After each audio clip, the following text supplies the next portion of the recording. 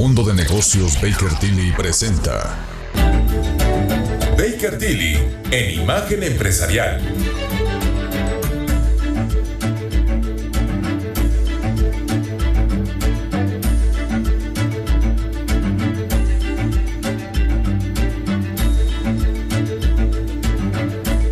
Ya son las 6 de la mañana con 31 minutos. Esto es Imagen Empresarial, en lo que establecemos el enlace con Agustín Espino, el socio de precio de transferencia de la TAM en Baker Tilly.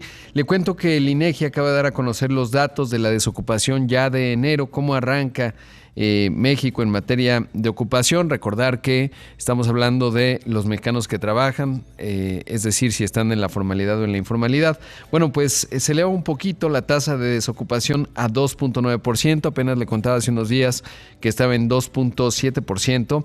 Bueno, pues hay 74.588 mexicanos menos en la desocupación. Estamos hablando de 1.730.000 comparados enero 2024 con respecto a enero 2023. Se ubica, por cierto, en la informalidad en 54% es el dato. Ya está integrado acá, pues sí, el impacto de Otis en Acapulco, pero no viene desagregado todavía por estado. Pero bueno, pues ahí se ven algunos de los datos. Y ya nada, le cuento que donde más se perdieron empleos pues sigue siendo el sector agropecuario. Bueno, las actividades primarias, 487,000 empleos menos, y luego la industria manufacturera, sorprendente, 306,000 empleos menos que en enero del año pasado. Y en donde más se generó empleo fue en el sector de la construcción, 458,000 comparado enero contra enero de 2024 versus 2023. Y ahora sí, Agustín, ¿cómo estás? Qué gusto. Rodrigo, muy buenos días, qué gusto saludarte. Y bueno, pues aquí desde Costa Rica el día de hoy no pude estar contigo en el estudio, pero con mucho gusto saludarte a ti y a tu auditorio. Sí, ya me contaban que por allá están todos ustedes. Ayer me encontré a Pedro Canaval en el aeropuerto y bueno, pues ahí platicamos de varios asuntos. Y justo hablando de asuntos, pues hay un tema importante. De hecho, recientemente hubo un informe de la OCDE con respecto a México y se habla del Pilar 1 y Pilar 2. ¿A qué se refiere esto? Sí, dame un segundo nada más para comentarte que estamos aquí en Costa Rica en una convención de Baker Tilly, justo viendo estos temas de crecimiento. Vimos algunos temas del nearshoring que ya hemos platicado en ocasiones pasadas, con respecto a la estrategia que vamos a seguir con todo esto que está surgiendo en México, las nuevas oportunidades que ya hemos platicado y cómo vamos a aterrizar esa estrategia, pues no solamente a nivel mundial, sino ya hablando un poquito de en este caso de México y Latinoamérica. Y bueno, muy contentos de estar por acá. Y ahora sí, contestando tu pregunta, pues realmente el tema de Pilar 1 y Pilar 2, quizá para no hacerlo tan técnico y que el público que nos escucha pues pueda un poquito tener el panorama completo, pues básicamente es dentro de la tributación internacional. Tenemos obviamente el tema de perdón, sí me escuchas bien, sí, Rodrigo? te escucho perfecto. Sí. Perdóname. Pues tenemos el tema de que desde 2013 ha venido evolucionando el tema impositivo y en 2015 sale pues el tema de 15 acciones de un plan que le llamamos el plan BEPS por sus siglas en inglés, para evitar la base o la erosión a la base gravable de las compañías, pues sobre todo multinacionales. Esto fue un gran esfuerzo que en México se aterrizó con muchas nuevas leyes a partir de 2016 hasta 2020, que era el compromiso, y ahora pues hemos llamado a esta nueva fase. BEPS empezó en 2016, terminó en 2020, y es ahora lo que llamamos BEPS 2.0 o la era post-BEPS, donde precisamente se aterriza esto del Pilar 1, Pilar 2, que vienen con el plan de acción 1, y pues básicamente el tema es que podamos, que pueda migrarse sobre todo a las multinacionales que tienen muchas subsidiarias en países donde quizá la tributación se da en menor manera.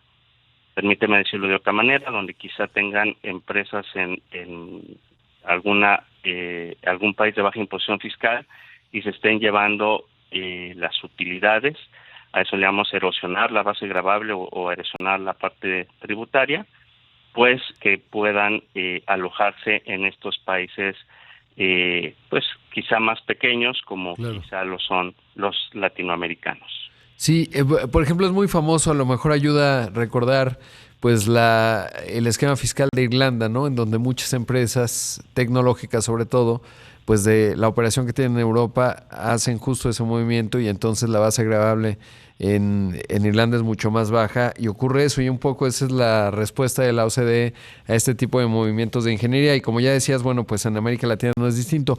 Ahora, saber, Agustín, ¿esto cómo afecta a las compañías en México? Sobre todo porque, pues aquí, lo sabes bien, el SAT publica estos parámetros, digamos, reales de las grandes empresas, y pues es más bajo que el 15% de lo que busca la OCDE, ¿no? Para justamente lograr esto. ¿Es correcto cómo lo estoy viendo y sobre todo cómo impacta a las empresas en México?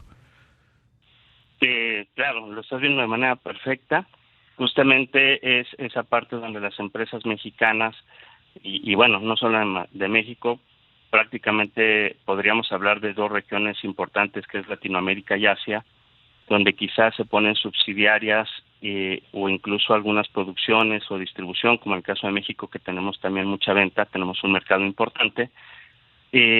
Básicamente, pues el pago de impuestos se ve reducido, donde las utilidades, pues de alguna manera, con algunas estrategias, se pueden ir a esos países de baja imposición fiscal, como puede ser Irlanda, como puede ser Holanda, como puede ser, pues hay en su momento Panamá está cambiando su esquema tributario también para evitar esa parte.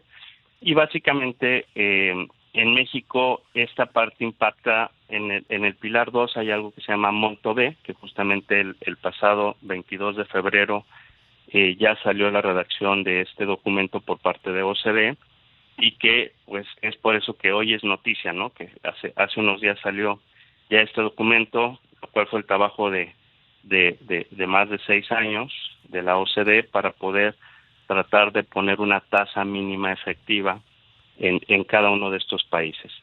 Quizá ahorita en un momento ya aterrizo un poquito a cómo está aplicando o cómo va a ser, pero bueno, en México lo que se espera es que se legisle y quizá empiece a funcionar en el 2025, 2026. Claro. Creo que tenemos tiempo para las compañías mexicanas poder ir haciendo los ajustes necesarios para cubrir esta parte. Sí, y me queda un minuto, pero digamos, depende de la voluntad política y cuál es el compromiso o la presión de la OCDE, porque parecería que los países no están avanzando al mismo tiempo. Ayer veía unas declaraciones del subsecretario Gabriel Llorio que decía, pues no necesitamos una reforma fiscal, y no sé si México está obligado y esto no califica como tal, o cómo entenderlo en esa coyuntura política. A ver, yo creo que acabas de decir un tema importante. México ha sido siempre un miembro activo y si me permites decirlo, el alumno aplicado en México, en la OCDE, y siempre ha ido pues aplicando sus reglas o sus recomendaciones desde hace muchos años, ¿no? Claro. No ha sido la excepción BEPS, y casi todos los planes de acción se implementaron en México de 2016 a 2020. Y bueno, pues este nuevo documento, en principio, pues no veo por qué no México siga ocurra. Claro. Aplicando. Exactamente. Agustín, debo hacer un corte, pero regresamos. Te pido si te mantienes en la comunicación desde Costa Rica para seguir hablando de este asunto y ver cómo aterriza en México todavía más. Así que volvemos en un momento. Esta mañana está con nosotros Agustín Espino, socio de precios de transferencia de LATAM, de Latinoamérica, en Baker Tilly. Regresamos.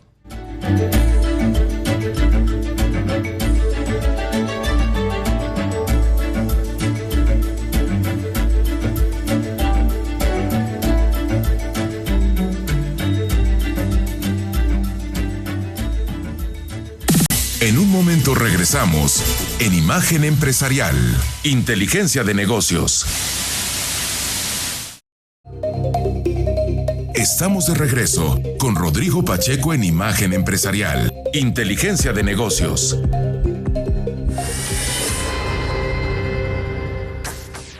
De acuerdo con la titular de la Comisión Federal de Competencia Económica, Andrea Marván, el organismo deberá enfrentar una serie de obstáculos como la falta de regulación actualizada, al momento de investigar los casos que tengan que ver con las plataformas digitales. Seguido de esto, dijo que es indispensable que haya coordinación con otros organismos como el IFT o la Profeco, debido a que son quienes actualmente trabajan con distintos criterios para abordar estos casos. Además, añadió que era necesario verificar las herramientas tecnológicas y el personal con el que cuenta la autoridad de competencia para dar seguimiento a estos casos.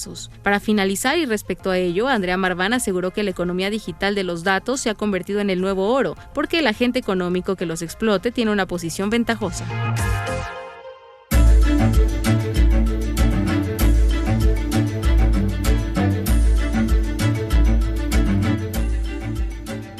Ya son las 6 de la mañana con 45 minutos. Esto es Imagen Empresarial. Esta mañana está con nosotros Agustín Espino, socio de precios de transferencia en Latinoamérica, en la TAM. Están allá en Costa Rica, nuestros amigos de Baker Tilly.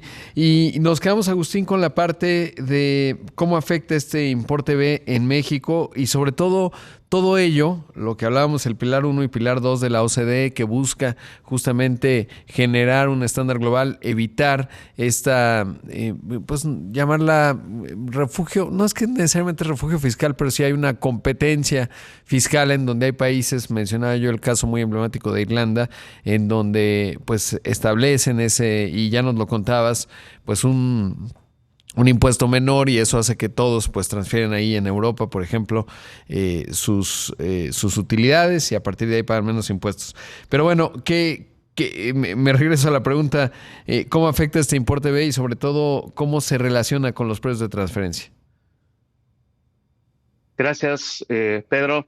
Antes que nada, Rodrigo. Perdón, Sí. Rodrigo. Y antes que nada, bueno, ya nos estamos viendo. Una disculpa que tuvimos ahí un problema con el internet aquí en el hotel. Pero contestando a tu pregunta, creo que se vuelve bien interesante. Algunas cosas importantes es que no es solo México. Quiero poner ese contexto porque 146 países hasta febrero de este año han firmado un acuerdo donde se va a implementar el Pilar 1, Pilar 2 y esto del monto A, monto B. Por eso es que comentaba hace un momento que pues México no tendría por qué no, si ya firmó ese acuerdo, pues entrar en esta dinámica del monto A, monto B, Pilar 1, Pilar 2. Y bueno, ¿cómo nos afecta el monto B? Básicamente es ciertos rangos para empresas distribuidoras y manufactureras a nivel mundial, en donde pues debe de quedar un impuesto mínimo o un margen de utilidad operativa mínimo sobre el cual se pague impuesto sobre la renta, y con ello pues las compañías puedan tributar en los países, como te mencionaba hace un momento, sobre todo lo que es Latinoamérica y África, puedan, pues bueno, esas administraciones tributarias de los países de esas regiones, pues recibir también un poco, permíteme llamarlo, del pastel que se tiene para estos efectos, ¿no? De impositivos. Claro. Y en función de los precios de transferencia, ¿cómo cambia o cómo va a cambiar? Y sobre todo, ya lo decías en el bloque pasado, ¿cómo prepararse, digamos, para esto que pues va a ocurrir seguramente el próximo año? Vamos a asesorar de una manera bastante proactiva en la implementación y aplicación de estos nuevos márgenes.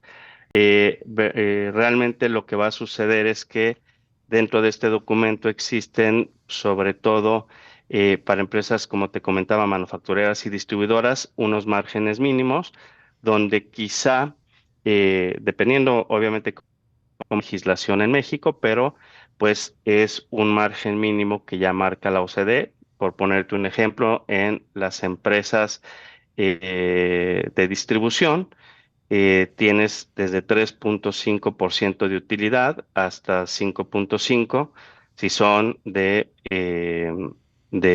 una alta intensidad en activos. Digo, no quiero entrar al tema tan técnico en este sentido. Lo que te va diciendo es que depende de la empresa que tú seas, las funciones, activos y riesgos que tengan las empresas, en este caso ya en México, pues podrías ir y aplicar uno de estos márgenes. Hay un poco más de contexto alrededor, pero simplemente creo que es beneficioso tanto para México como a nivel mundial, porque pues las empresas multinacionales pueden tener certeza jurídica si lo aplican y con ello pues no tener que estar haciendo mayores cosas, sino simplemente en sus reportes de precios de transferencia o local files, como los conocemos, pues realmente tener tratar de aplicar ese margen y con eso poder cumplir en materia de precios de transferencia. Pues sin duda un tema que hay que seguir evolucionando y como ya decías, pues no se ve, México es alumno aplicado. Sí que fue interesante ahora que vino este reporte extenso de la OCDE, que estuvo ahí el subsecretario Gabriel Llorio, justamente acompañando un reporte, digamos, pues que mencionaba áreas clave que tiene que abordar México, etcétera, pero que eso me hace pensar un poco lo que ya decías, ¿no?